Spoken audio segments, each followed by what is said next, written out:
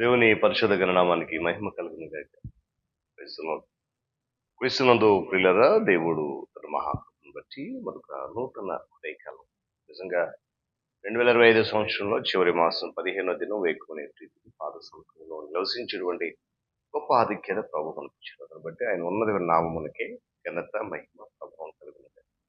క్రీస్తునందు ప్రియులైన దైవజనులకు, స్నేహితులు, విశ్వాసులు, సహోదరి సహోదరు, ఈ కార్యక్రమాన్ని వీక్షిస్తున్న ఆత్మీయులందరికీ మన రక్షకుడైన యేసుక్రీస్తు వారి ఉన్నతుల నామంలో ఉదయకాలపు శుభములు మరియు వందనాలు తెలియజేస్తున్నాను. ఎంత బాగున్నారు కదా, చాలా సంతోషం. రండి, ఈ దినం కూడా మేము ప్రేమతో ఆహ్వానిస్తూ ఉంటున్నాను. అనుదిన అభివృద్ధి ఉదయకాలపు ధ్యానాలు, రెటువంటి ఆధ్యాత్మిక కార్యక్రమం అదొకటి పాలుపక్షులు కండి. వాక్యాన్ని ధ్యానించండి, దైవ దీవెనలు బైబిల్ సగలు ఉన్నాయి కదా, తెరిచి చూడండి. లేని పక్షాన చదివే మాటలను జాగ్రత్తగా విని గ్రహించి వాక్యదానంలో పాలుపక్షులు. నేటి దిన ధ్యానవాక్యంగా యెషయా గ్రంథము 9వ అధ్యాయం 6వ వచనం నుండి 2వ భాగాన్ని చదువుతా ఉన్నాను. ఆశ్చర్యకరుడు, ఆలోచనకర్త, బలవంతుడైన దేవుడు, నిత్యుడకు తండ్రి, సమాధానకర్తకు అధిపతి అని ఆయనకు పేరు పెట్టబడును. దేవుడు తన పరిశుద్ధ లేఖన మాటను మనకు అనుగ్రహించుకుంటాడు. తలలోంచి కన్ను మూసుకుందాం. ప్రార్థన. మహోన్నతుడ, మీకు వందనాలు. ఆత్మతో సత్యముతో మిమ్మల్ని ఆరాధించే చక్కటి ధన్యత మాకు తెలుస్తున్నాను నాయనా. నీ యొక్క సన్నిధిలో రీతిగా నిలబడేటువంటి ఆధిక్యత, ఈ మాటలు వినగలిగేటువంటి సమయాన్ని మాకు ఇచ్చారు. మీకు వందనాలు. నీ కృపాన్ని కాపుని మాతో ఉంచమని బలపరిచి దీవెనతో నింపండి. యేసయ్య నామములో ప్రార్థన అడుగుతున్నాను మాతో. ఆమేన్. చాలా సంతోషం పిల్లలు. ఇది క్రిస్మస్ కాలం కదా, చాలా దగ్గరికి వచ్చాం. ఇప్పటికే ఆయా ప్రాంతాల్లో చక్కగా వైభవంగా సంతోషకరంగా దేవుని నామ మహిమాత్మే క్రిస్మస్ ఆరాధన జరుగుతూ ఉన్నాయి. ఇక్కడ చదవనటువంటి వాక్య భాగము సుమారుగా క్రీస్తు ప్రభు వారికి 700 సంవత్సరాలకు పూర్వమే ప్రవక్త యెషయా ద్వారా ప్రవచించబడినటువంటి ప్రవచనం అది. ఇక్కడ ప్రియులు మనం గమనించి, ఈ దినము మరి ఈ క్రిస్మస్ లో ఏ విధంగా, లేక ఈ సంవత్సరం క్రిస్మస్ ఏ విధమైనటువంటి అర్థవంతంగా ఎలా జరుపుకోవాలో మనము కొన్ని విషయాలను జ్ఞాపకం చేసుకుందాం. పౌలు భక్తుడు కొరింథీ సంఘానికి ఒక మాట రాస్తూ, చెప్పశక్యము కాని ఆయన వరమును బట్టి దేవునికి గట్టిగా స్తోత్రం చెల్లించుకున్నాడు. క్రీస్తు జననము పిల్లద పరలోకమును మరియు భూమిని కూడా ఉత్తేజపరచు. పరలోక దూత గణములు, దేవుని దూత గణములు దేవునికి మహిమ అని ఎలుగెత్తి స్తుతించారు. జ్ఞానులు నక్షత్రం చూసినప్పుడు వారిలో ఉత్పన్నమైనటువంటి మిక్కిలి అధికమైన ఆనందాన్ని వారు తమలో దాచుకోలేకపోయారు. పిల్లలు గమనించాలి, గొల్లలకు అది గొప్ప ఆనందం కలుగజేసింది. శిశువు అయినటువంటి యేసు ప్రభు వారిని ఎత్తుకున్నటువంటి సుమియను బహుగా ఆనందిస్తూ ఒక మాట అంటాడు, ఇక నేను ఈ లోకంలో జీవించవలసిన అవసరం లేదంటాడు. ఆ దేవుని బిడ్డ, ఆయనను స్తుతించడానికి నీ స్వరం ఎత్తాలి, ఆయనను గణపరచడానికి నీ స్వరము ఉపయోగించాలి. కేవలము ఆడియోస్, వీడియోస్, టేపులే కాకుండా మనకున్న స్వరాన్ని ఎత్తి మరి స్తుతించాలి. సుందరమైనటువంటి దుస్తులు, సమృద్ధైనటువంటి భోజనము, అరుదైన వంటలు, ఇతర రకాల సంతోషాలన్నీ కూడా క్రీస్తు ప్రభు వారు వచ్చాడు అనే ఆనందానికి సూచనగా మాత్రం ఉండాలి. ప్రభువును బయట పెట్టి తలుపు వేసుకొని తమ కార్యక్రమాలు నిమగ్నమైనటువంటి లవోదికీయ సంఘం వలె మనం ఉండదు. అడిగినాము యేసుక్రీస్తు ప్రభు వారు మనతో కలిసి భోజనం చేయని ఆశపడుతున్నాడు.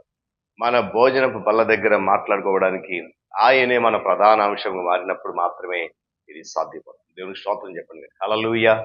ఈ క్రిస్మస్ ప్రియులరా కేవలము క్రైస్తవులైన మనకు మాత్రమే కాదు, విశ్వాసులుగా పిలువబడుతున్న వారికి మాత్రమే కాదండి. మరి ఎవరికండి? వాక్యం చెప్పింది ప్రజలందరికీ. దేవునికి స్తోత్రం చెప్పండి కదా. హల్లెలూయా. ప్రజలందరికీ కలుగుపోయి మహా సంతోషకర సువర్తమానమైన ఈ సంతోషం యొక్క ప్రాముఖ్యతను సరిగా అర్థం చేసుకున్నటువంటి గొల్లలు దానిని విరివిగా ప్రచురించారు. అంటే వారు పొందుకున్నటువంటి ఆనందం ఏదైతే ఉందో, వారు అనుభవించిన సంతోషము ఏదైతే ఉందో, వారు పొందుకున్న ఆహ్లాదకరమైన వాతావరణం ఏదైతే ఉందో, దానిని తమతోనే ఉంచేసుకోలేదు, విరివిగా దాన్ని ప్రకటించడానికి వారు ఇష్టపడ్డారు. ఇక్కడ గమనించండి, నేటి దినాల్లో మనము యేసుక్రీస్తు ప్రభు వారి యొక్క రెండవ రాకడ గురించి మాట్లాడుతూ ఉంటున్నాం. అయితే ఆయన మొదటి రాకడను గురించి తెలియని లక్షలాది మంది ప్రజలు ఉన్నారు నేటి. అసలు ప్రభు భూమి మీద గొంతుకు వచ్చాడు, రావాల్సిన అవసరం ఏమొచ్చింది, అది తెలియని ప్రజలు చాలా మంది ఉన్నారు. పిల్లరా, మనము క్రైస్తవేతర గృహాలకు వెళ్ళి దేవుని స్వార్థను ప్రకటించాలి అర్థవంతంగా. ఈ క్రిస్మస్ లో ప్రాముఖ్యం, ఆ క్రిస్మస్ కార్యాలు చేయాలి. క్రిస్మస్ దినాన ఇరుగు పొరుగున వారందరినీ మనము ఏమండి సంతోషంగా ఆనందంగా ప్రభు దగ్గరికి ఆహ్వానించాలి. దేవుని స్తోత్రం కలుగును గాక. ఏమండి బహుమతులతో ఒక క్రొత్త నిబంధన గ్రంథాన్ని ఇవ్వడానికి ఇష్టపడతాం. మనం గ్రీటింగ్ కార్డ్స్ పెద్ద పెద్ద వస్తువులు ఇవ్వాల్సిన అవసరం లేదు. మీ దగ్గర ఉన్నటువంటి ఒక నూతన నిబంధన గ్రంథం ఈ క్రిస్మస్ లో వారికి ఇచ్చి, అయ్యా ప్రభు జననం ఇందులో ఉంది, క్రీస్తు ప్రభు ఎందుకు వచ్చి ఇందులో రాస్తుంది అని చెప్పి ఒక బహుమానం ఇస్తే, మన పిల్లలు క్రిస్మస్ ట్రీ ఏర్పాటు చేసి ప్రత్యేకంగా ఏర్పాటు చేసి ఆకర్షణగా చేసినప్పుడు క్రైస్తవేతర పిల్లలకు బహుమతులు ఇవ్వడానికి మన బిడ్డలను మనం ప్రోత్సహించాలి. బిడ్డల కొవ్వొత్తులకు బదులుగా మనం నూనె దీపాలు వాడడానికి ఇష్టపడాలి. పాశ్చాత్య గీతాలు కాకుండా భారతీయ సంగీతంలో కట్టేటువంటి స్థానిక భాష కీర్తనలు పాడాలి. ఎందుకంటే బిడ్డరా, క్రైస్తవ్యము విదేశీ మతము అను భారతీయ భావనను కాదని నిరూపించడానికి మనం ఏం చేస్తున్నాం?